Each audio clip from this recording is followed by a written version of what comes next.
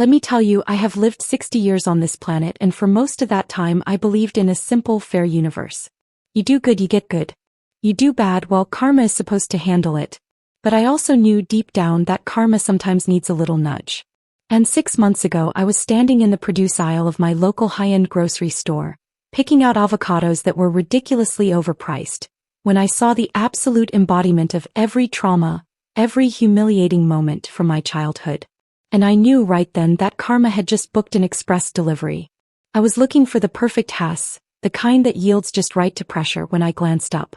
Standing maybe 10 feet away, arguing with a store employee about organic blueberries, was a man. He was impeccably dressed, expensive watch flashing under the fluorescent lights, hair a distinguished silver, and he carried that air of casual entitlement that only comes from knowing you're rich and that everyone around you knows it too. He was older, of course, maybe in his mid-60s, putting him just a couple of years ahead of me. But the moment my eyes locked onto his profile, the years melted away. He wasn't just a silver-haired executive in a bespoke jacket.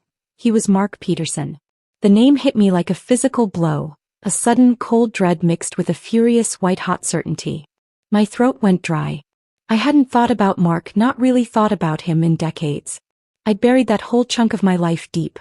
But the angle of his jaw, the arrogant way he held his head, the slightly downturned shape of his mouth. It was him. The boy who made my life a living hell from the second grade until my parents finally moved us away when I was 12. I watched him dismiss the young employee with a patronizing wave, turning to put the blueberries in his cart. He was moving my way towards the apples. My heart was pounding so hard I could hear the blood rushing in my ears. Part of me, the part that has spent a lifetime being polite and avoiding conflict, screamed, "Turn around, Maya.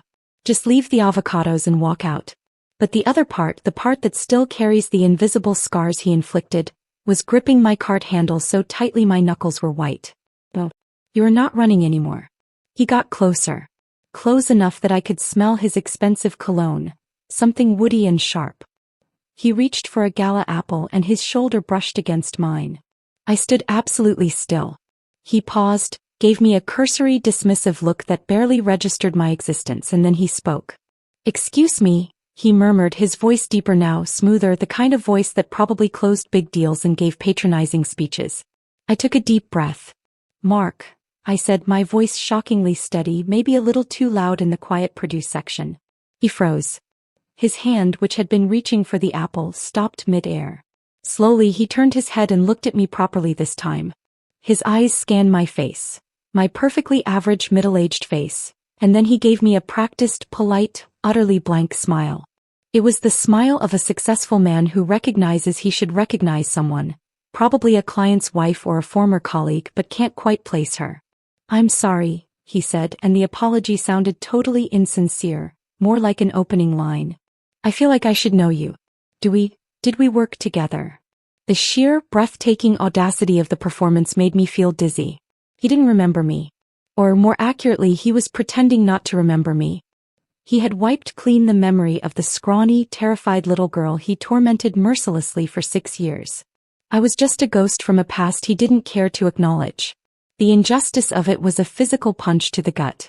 The casual cruelty of his amnesia, whether real or fake, was worse than anything he'd done to me as a kid, because it meant my suffering had been so insignificant to him that it didn't even merit a footnote in his successful life. I leaned in just a fraction. "We didn't work together, Mark. We went to elementary school together. Parkside Elementary." His smile didn't waver, but I saw a tiny, almost imperceptible shift behind his eyes. A flicker of something. Maybe recognition, maybe just confusion. "Parkside," he repeated, drawing the word out. "Ah, Parkside. That was a long time ago. 60 years, give or take. Lot of faces have come and gone since then. I'm afraid I have a terrible memory for names from way back. Remind me, what was your name?" He was giving me an out. He was offering me the chance to accept the lie and walk away, to be just another forgotten face from his distant past. But as he looked at me with that patronizing smirk, I remembered one time he stole my brand new backpack, emptied all my books and pens into the filthy, mud-filled ditch behind the school, and then watched me cry as I tried to fish them out. And then he just laughed. The sound of his laughter echoed in my head, suddenly loud and clear. "My name is Maya," I said, my voice calm, but with a slight steel edge I didn't know I possessed. Why Peterson? I paused. No relation, thankfully. But you used to call me something else. Something you thought was very funny. Now the change was more obvious. The polite mask cracked. His eyes narrowed slightly and he chewed on the inside of his cheek. He was digging. He was trying to place the torment, not the person. Because he'd probably tormented a lot of people. Look, Maya, he started, his tone turning dismissive, the kind of tone you use to shut down a minor annoyance. Whatever you're getting at, it was 6 decades ago. We were kids. I'm sure we all did stupid things. I apologize if I ever offended you. It was unintentional, I promise. Now if you'll excuse me, I'm in a bit of a hurry. He reached past me and grabbed an apple, throwing it into his cart with a definite thump. He was clearly ready to power walk away and forget this interaction ever happened. But I wasn't done. Not by a long shot. I reached out and gently placed my hand on his cart, stopping its forward motion. It was a subtle gesture, not aggressive but utterly non-negotiable. I know you remember, Mark, I said softly, leaning closer again. Or maybe you just pushed it so far down you forgot how it felt to be a bully. But I remember. I remember the constant anxiety, the pit in my stomach every morning, the way I used to hide in the library during recess just to avoid you. I remember it all. And then, just to see the true fear in his eyes, I whispered the name he used to call me, a cruel, invented word based on a minor facial difference I had as a child. The word that still occasionally surfaces in my nightmares. He recoiled. It was a clear physical reaction. His face went pale, and for the first time the successful executive evaporated and the terrified, cornered bully boy peeked through. That word, that specific cruel word, was his signature. No one else could have known it. The feigned amnesia was over. He cleared his throat roughly. Look, I really don't appreciate this. What do you want, Maya? Money? Are you trying to shake me down? His voice was low and tight, immediately jumping to the assumption that an inconvenience from his past must be seeking a financial payoff. That told me everything I needed to know about the kind of man he was now. He saw all human interaction through the lens of transaction and power. I released the cart and straightened up, giving him a wide, genuine smile that didn't reach my eyes. Oh, nothing like that, Mark. You don't owe me a dime. But it is such a small world, isn't it? I just wanted to say hello. It's truly fascinating to see how people turn out. I looked him up and down, making sure my look conveyed exactly how unimpressed I was by his expensive clothes and silver hair. I picked up the perfect avocado I'd found earlier, dropped it into my basket and pushed my cart away, leaving him standing there next to the organic blueberries, utterly dumbfounded. As I rounded the corner into the dairy aisle, I heard his cart wheels spinning rapidly as he bolted in the opposite direction. He was running. Just like he'd always made me run. The encounter took less than 5 minutes, but it had detonated a nuclear bomb in the quiet landscape of my life. Walking to the checkout, I wasn't filled with satisfying triumph, but a cold, hard resolve. Seeing him, seeing his life of privilege, and recognizing that he had not paid a single price for the misery he inflicted on a vulnerable child, stirred something in me. I realized he wasn't just a former bully, he was an unresolved debt in my life's ledger. And I suddenly had the opportunity, after 6 decades, to collect. And I want to ask you guys right now, before I dive into the truly wild part of this story, where are you watching this video from? And what time is it for you right now? Drop a comment below.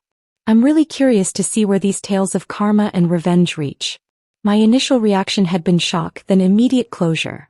I saw him, he was awkward, I won the exchange. But that quickly faded. The fact that he was so successful, so comfortable in his skin, while the memories of his cruelty still haunted me sometimes, felt fundamentally wrong. I wasn't the same victim I was 60 years ago. Now I was a woman with resources, connections, and a lifetime of accumulated wisdom. I had seen the look in his eyes, the flicker of panic when he realized I knew who he was.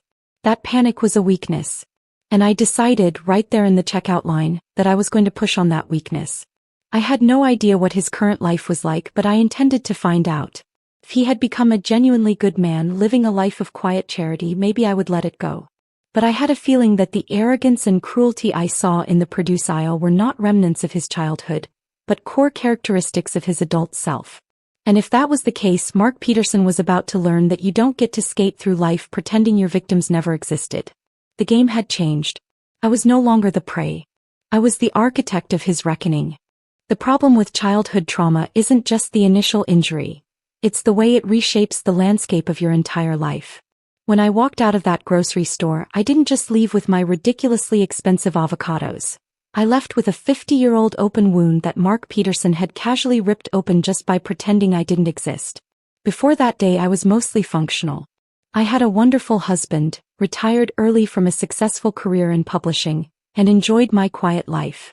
But now the images were flooding back, sharp and vivid, proving that even 6 decades can't dull the razor edge of relentless childhood cruelty. For those of you who've had the misery of a truly dedicated bully, you know it's not just about getting punched or having your lunch money stolen. It's a systemic, psychological dismantling. And Mark was a master engineer of misery. He wasn't big or tough, he was smart. His weapon was humiliation, and his target was always my deepest insecurities. I was a skinny, shy kid who wore thick glasses and had a slight lisp. Mark used all of it. Remember how I mentioned the specific cruel name he whispered to me in the produce aisle?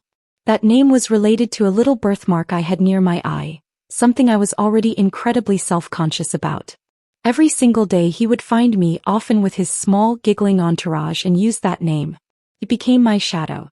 If a teacher called on me, I'd panic because I knew the second I opened my mouth, Mark would mouth the word from the back of the class and everyone would stifle laughter. It wasn't just the words, though. He was calculated. Like the time I finally convinced my parents to buy me a new set of expensive colored pencils. I was obsessed with drawing, my only real escape. I brought them to school one day, beaming with pride. Mark saw them, waited until recess, and then, right in front of everyone, he took them, snapped every single one of them in half, and dropped the pieces in the murky water fountain basin. I remember the look on his face, that detached, almost scientific curiosity as he watched the vibrant wood crack. It wasn't anger. It was pure cold power. I went home that day and told my parents I lost them, too ashamed to admit what had really happened. But the worst memory, the one that truly defined my relationship with fear, happened in the 5th grade. I had a massive, crippling fear of dogs. We had a neighbor with a huge, mean-looking German shepherd that was kept chained in their yard. Mark learned about my phobia. One afternoon, he and his cronies cornered me on the walk home. Instead of hitting me, he just blocked my path and started making barking and snarling noises, backing me up against a fence. Then he pulled out a small, mangy stray dog he'd somehow found. It was harmless, but to me it was a monster. He held it up to my face and threatened to let it loose on me if I didn't perform some humiliating task like pretending to eat grass. I was so terrified I genuinely thought I was going to pass out. I remember sobbing uncontrollably, begging him to stop while he and his friends just roared with laughter. That memory, the sheer terror, the feeling of absolute helplessness, it stayed with me. It's why even now I flinch if a dog barks unexpectedly. It's why when I saw the successful, polished Mark Peterson in the grocery store, I felt that familiar cold knot in my stomach. The trauma wasn't just in the past, it was a foundational layer of who I became. It was an invisible cage that Mark had built for me 50 years ago.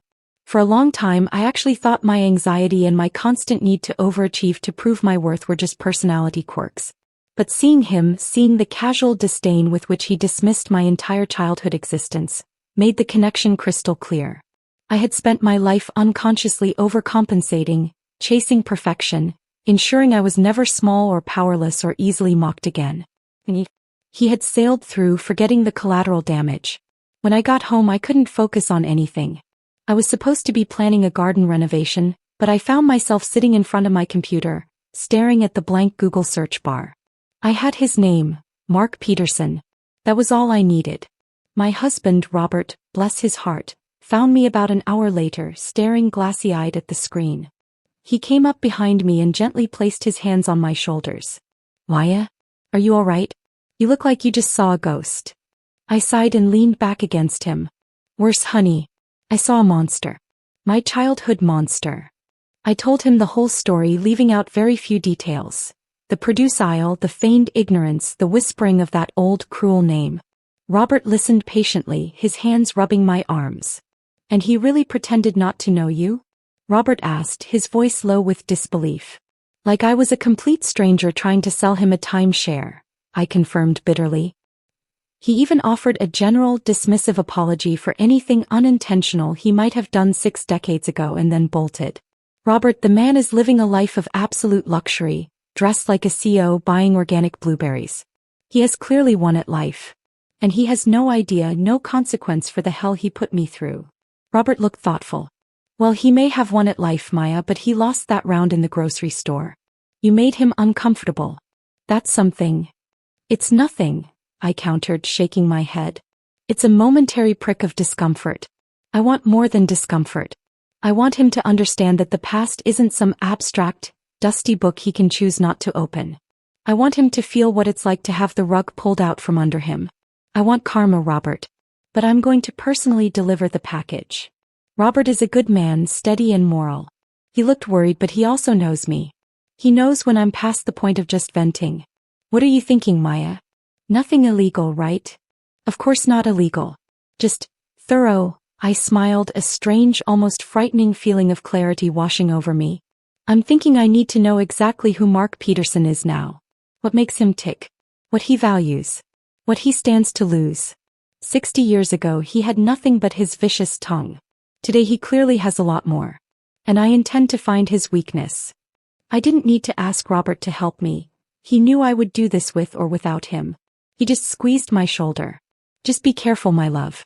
Don't let him take up any more space in your head than he already has.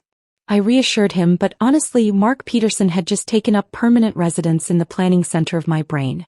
I started my search that night. Mark Peterson in the greater area. It wasn't hard to find him, not with that expensive car he drove and the air of importance he exuded. It turned out he wasn't just successful, he was prominent. Mark Peterson was the CEO of a mid-sized, highly visible and very publicly traded technology consulting firm. His face was plastered all over the company's website and local business journals. He gave talks. He was a pillar of the community. He was the kind of man whose reputation was not just important, but the very foundation of his entire existence. I pulled up his company's website. There he was, in a perfectly tailored suit, giving a confident, reassuring smile under the title, Our Founder and Visionary Leader, Mark Peterson. The corporate description went on and on about integrity, trust, and ethical business practices. I almost laughed out loud. Integrity. Trust. Mark Peterson. The irony was so thick I could practically chew on it. This wasn't just a rich guy. This was a man whose entire success was built on a spotless public image. That, I realized with a sudden, chilling certainty, was his Achilles heel. He had built a pristine tower of success on a shaky foundation of forgotten cruelty. And I, the forgotten victim, had just found the structural weakness. I closed the laptop, a slow, cold smile spreading across my face. I was ready to move from memory to motivation. I knew exactly what I needed to do. The immediate, overwhelming priority after that grocery store encounter was reconnaissance. I needed to move past the image of the successful silver-haired executive and find the real Mark Peterson, the man whose foundation was built on lies, or at least on forgotten cruelty. My career in publishing wasn't just about reading manuscripts. It was about digging deep into human motivation, finding the hidden narrative, and most importantly, networking. I knew a lot of people in various industries, and I knew how to use public information to build a private profile. The first step was confirming his professional standing. He was the CEO of Meridian Tech Solutions, a consulting firm. Their public image, as I'd seen, was all about ethical leadership and community involvement. Their stock wasn't on the S&P 500, but they were locally big and relied heavily on B2B trust and government contracts. The kind of business that lives and dies by reputation. Mark was the face, the main selling point, the man who personally signed the ethical conduct statements. I used my old publishing contacts, which included a few tenacious investigative journalists and some legal aides who had moved into corporate research. I wasn't asking for anything illegal, just publicly available data that was hard to compile. I was looking for patterns. Arrogant people, especially bullies who never face consequences, tend to repeat their mistakes. The question wasn't if Mark Peterson had skeletons, it was where he kept them. The first thread was thin but telling. A series of expensive, slightly messy divorces. 3 of them over 2 decades. Not strictly professional, but it painted a picture of someone who discarded people once they became inconvenient. The settlement details were private, but the pattern of starting over fresh every few years suggested a certain lack of commitment and possibly a lot of cleaning up after himself. Then came the professional dirt. It took a few weeks of patient, relentless digging, and a very large favor from an old colleague who specialized in corporate litigation research, but I found it. It wasn't about the company. It was about Mark's personal financial past, shielded deep behind his corporate success. About 25 years ago, before founding Meridian Tech Solutions, Mark had been involved in a startup that went spectacularly sideways. It wasn't just a business failure. It was a nasty collapse involving multiple smaller investors who lost everything. The official narrative was a market downturn, but the court records told a different, murkier story. It looked suspiciously like what's known in the industry as strip mining, draining the company assets before filing for bankruptcy, leaving the little guys holding the bag. One name kept popping up in the sealed settlement documents: David Chin. Chin was a former partner, a small investor, who had publicly accused Mark of fraud right before the case was sealed with a non-disclosure agreement. Mark had clearly bought Chin's silence, but the accusations were still filed, still part of the public record, even if suppressed. This wasn't just a skeleton. It was an entire mass grave. Mark was a polished, publicly ethical CEO who a quarter-century prior had likely ruined several small investors. That was the first major vulnerability. The second and most delicious vulnerability was current. Mark was the kind of CEO who believed he was untouchable. He was very active on professional social media, LinkedIn primarily, where he posted daily about leadership, integrity, and corporate transparency. He also managed his company's internal communications, a sort of CEO-to-employee newsletter where he often waxed poetic about the Meridian family and mutual respect. However, I found several anonymous forums dedicated to company reviews, and Meridian Tech Solutions had a surprisingly high volume of internal complaints, all scrubbed from official sites, of course.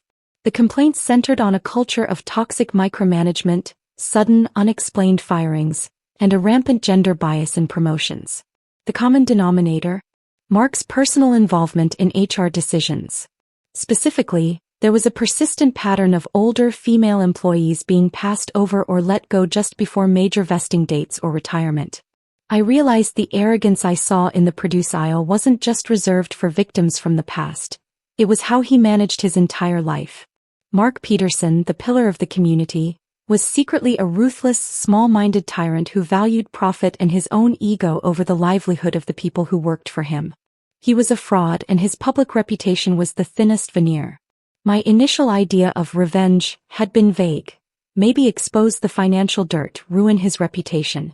But the more I looked at his life, the more I saw that Mark's greatest joy came from exercising power, from making people feel small and helpless, just like he did to me 60 years ago. Ruining his company wouldn't be enough. It had to be personal, public, and directly related to the trust he so heavily leveraged. The karma needed to be tailored. I formulated a plan, a multi-pronged approach that would leverage the historical financial fraud, the sealed lawsuit, and the current pattern of ethical misconduct, the employee complaints. The beauty of the plan was its simplicity. I wouldn't have to fabricate anything. I just had to bring the scattered, buried pieces of the truth together, tie them with a nice, professional bow, and hand them to the right people. I needed two key things: an unsilenced source for the historical fraud, and irrefutable proof of the current ethical abuses. I located David Chin, the former partner who was now running a small, successful, but non-flashy consultancy firm far away from Mark's orbit. I used a discreet third-party intermediary, a private investigator I knew who specialized in corporate diligence, to approach Chin. The message was simple: someone is interested in Mark Peterson's past. Someone who can guarantee you legal protection against your old NDA, and who wants to see justice done for the startup collapse. Chin, after 2 cautious, weeks-long communications, finally agreed to talk. The NDA he signed was old, and Mark had almost certainly violated it himself over the years. Chin didn't want money, he wanted the truth out. He had lost everything, not just financially but his reputation, and watching Mark parade around as an ethical leader had been a bitter pill for decades. Concurrently, I focused on the current ethical abuses. I established contact with a former HR executive from Meridian who had been dismissed suddenly 6 months prior, just weeks before her 20-year anniversary. I reached out anonymously, presenting myself as a whistleblower seeking to expose the truth about Meridian's internal culture. I gave her just enough verifiable information that she knew I was legitimate. Her name was Linda. Linda had kept meticulous, damning records of Mark's demands and memos, proving his pattern of discriminatory dismissals. She had been too scared to go public on her own, fearing a costly legal battle she couldn't afford. This was it. I now had the historical proof of Mark's financial ruthlessness and the current, internal proof of his ethical decay. I was holding a detailed 40-year timeline of a man who had never changed, only grown more protected by wealth. I wasn't just planning revenge. I was conducting a corporate cleanup, exposing a predator who had operated with impunity for too long. The final phase was deployment. Mark was about to get a very public reminder that the little girl he tormented never truly went away. And this time she was prepared. With the historical proof from David Chin and the internal documents from Linda, I was no longer just an angry victim. I was an investigator holding two smoking guns aimed right at the impeccable facade of Mark Peterson. The challenge wasn't how to expose him, but how to do it in a way that delivered the maximum customized dose of karma. It had to be public, irreversible, and strike at the very foundation of his success. His reputation for trust and integrity. My plan was precision engineered, leveraging my knowledge of how corporate news cycles and due diligence worked. Mark had built his entire identity around being the ethical visionary. I was going to use his own words against him. The first step was to package the information. I spent days with Robert, meticulously cross-referencing the court documents from the 25-year-old startup fraud with David Chen's detailed testimony. We created a timeline showing how Mark systematically drained the assets, shielded himself with legal maneuverings, and then walked away clean, only to re-emerge later with a new, squeaky clean identity at Meridian Tech Solutions. This was presented as a professional, impeccably sourced historical diligence report. The second, more emotionally resonant part, was the contemporary evidence. Linda's internal HR records provided clear documentation of age and gender discrimination, linking Mark's personal memos directly to the targeted dismissals of long-term employees. This was packaged into a devastating pattern of ethical misconduct brief. The target audience was critical. I couldn't just throw this onto a public forum. It needed to land in places where it would cause immediate systemic damage. My first recipient was a major local business journalist, someone known for hard-hitting investigative pieces on corporate ethics. I sent them the two reports via an encrypted, anonymous email service, along with a brief, compelling cover letter that framed the narrative. The celebrated CEO of Meridian Tech Solutions built his company on a foundation of 25-year-old fraud and maintains it with a current pattern of toxic discrimination. The journalist smelled blood immediately. They spent a week verifying the public records I provided and setting up the interview with David Chin. The second recipient was the board of directors of Meridian Tech Solutions itself. Mark was the CEO, but he answered to a board. I mailed them hard copies of the reports, addressed to the chairman, emphasizing the severe legal and financial liability this information posed to their publicly traded company. The narrative here was about fiduciary responsibility.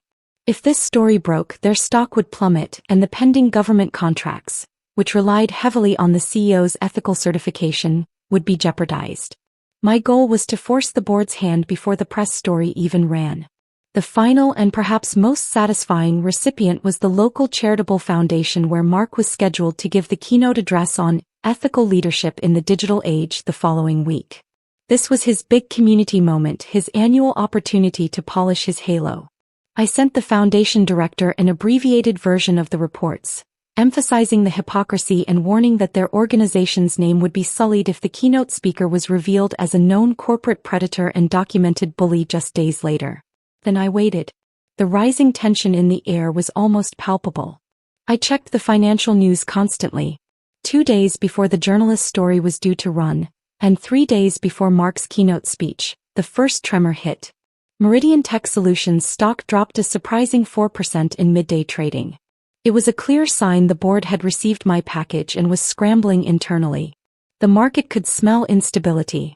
The next day, the foundation announced that Mark Peterson had unexpectedly withdrawn from his keynote engagement due to a sudden family emergency.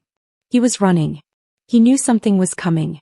The fear I saw in the produce aisle had blossomed into genuine corporate panic. I felt a strange calm. This wasn't anger. It was the cold, focused execution of a long overdue debt. I wasn't doing this for profit or public recognition. I was doing it for the terrified little girl who hid in the school library, for David Chin who lost his savings, and for Linda and the other women whose careers were unjustly destroyed. The main event happened the next morning. The local business journal dropped the article not just online, but with a screaming headline on the front page of the print edition. Meridian's Golden Boy, CEO Mark Peterson's past plagued by fraud and ethical turpitude. The article was brutal. It laid out the historical bankruptcy fraud using David Chen's on-the-record quotes. It detailed the pattern of internal discrimination against older female employees, citing Linda's documents. The journalist had done a magnificent job of contrasting Mark's public statements about integrity with his decades of calculated, self-serving actions. The narrative was perfect. He wasn't a victim of circumstance. He was a cynical opportunist who had been caught. The fallout was immediate and catastrophic. By noon, Meridian's stock had hemorrhaged 20%. Investors were dumping shares. The board issued a frantic, terse statement announcing that Mark Peterson was placed on immediate indefinite leave, pending an internal investigation into the allegations. Leave. They were softening the blow, but we all knew what that meant. His tenure was over. His reputation was utterly, publicly destroyed. The man who had spent his entire adult life building an impenetrable fortress of wealth and public respect had seen that fortress crumble in less than 24 hours. Brought down by the weight of his own history. But the most satisfying part was yet to come. I wanted to see his face when he knew who delivered the package. The final piece of my plan was to ensure I was there to witness the complete collapse. I needed one final, unassailable, private confrontation. I knew Mark would be holed up somewhere, licking his wounds, probably spinning narratives to his lawyers. But there was one place he would inevitably go, one ritual he performed every week, no matter what. A mid-afternoon private lunch at an exclusive old money club downtown. It was his sanctuary, a place where he felt truly untouchable. My husband Robert was a long-time member, a fact Mark had no way of knowing. I pulled out a conservative professional suit, the kind of clothing that says power not drama, and headed downtown. The stage was set for the final, quiet curtain call. I walked into the private dining room of the old money club, feeling the weight of 6 decades of history hanging in the air with the scent of aged leather and cigar smoke. Robert had arranged for me to use one of the smaller, discreet private rooms, supposedly for a very confidential publishing meeting. But I wasn't there for a meeting. I was there to deliver the final act of this carefully choreographed play. Mark Peterson was sitting alone at a polished mahogany table in the club's reading room, just off the main lounge. He looked utterly defeated. The expensive suit was rumpled, his silver hair was disheveled, and his face was drawn and pale. The arrogance I'd seen in the grocery store was entirely gone, replaced by a hollow-eyed exhaustion. He was staring blindly at a laptop, probably reading the hundreds of comments on the article. The public shame, the vitriol, the absolute dismantling of his self-worth. I approached his table quietly. The heavy carpet muffled my steps. He didn't look up until I stood directly across from him. "Mark," I said, my voice low and clear. He flinched violently, snapping his head up. When he saw me, the exhaustion was instantly replaced by raw, venomous fury. He slammed the laptop shut. "You," he hissed, his voice cracking barely above a whisper. "You did this. You bitch. I knew it had to be you. Who are you? What do you want? I offered you money in the store. Why didn't you just take it?" He was still operating in the realm of transactions and extortion. He couldn't comprehend that someone might be motivated by justice, or simply by the memory of pain he caused. I pulled out the chair and sat down without being invited, folding my hands calmly on the table. "I wanted nothing from you, Mark. Not your money.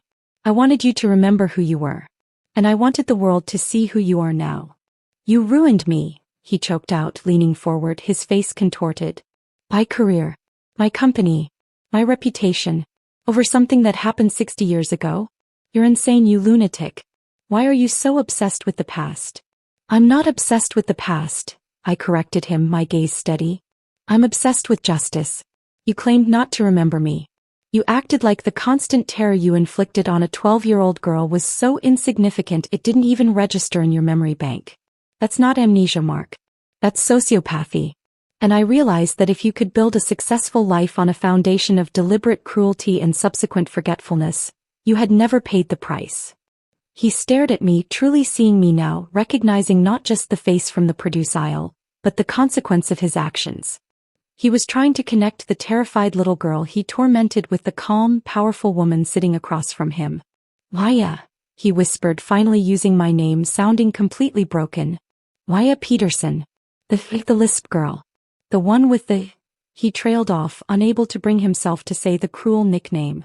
The word was suddenly too heavy, too real, too dangerous. Yes, Mark. The lisp girl. The one you made hide in the library for 6 years. The one whose artwork you destroyed.